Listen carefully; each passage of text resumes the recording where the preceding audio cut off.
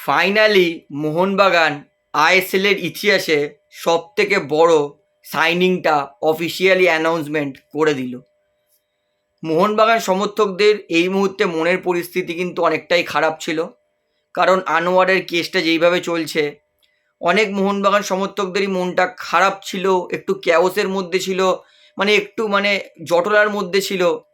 সেই সমস্ত জটলা কাটিয়ে মোহনবাগান সমর্থকদের সমস্ত মনের ধোঁয়াশা কাটিয়ে মোহনবাগান সমর্থকদের মনে খুশির আনন্দ দিয়ে দিল মোহনবাগান কর্তৃপক্ষ অফিসিয়ালি অ্যানাউন্সমেন্টটা করে।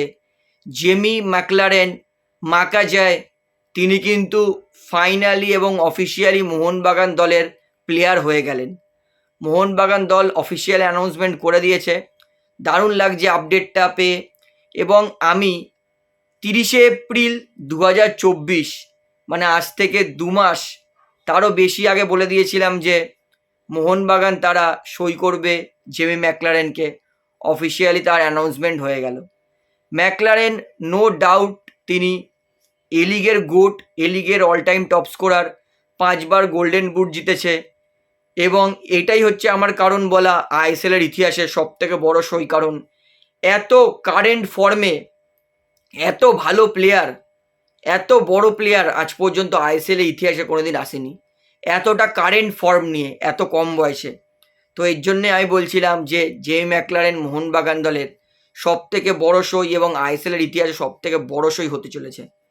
এবং আমি শিওর জেমি ম্যাকলারেন সই করায় মোহনবাগান দল অনেক অনেক অনেক বেশি মজবুত হয়ে গেল।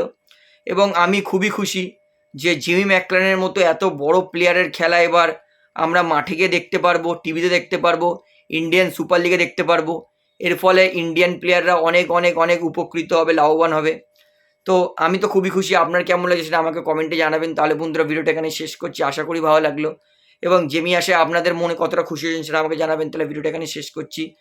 তো চ্যানেলটিকে অবশ্যই সাবস্ক্রাইব করে বেল আইকন প্রেস করে অল করে রাখবেন। ধন্যবাদ।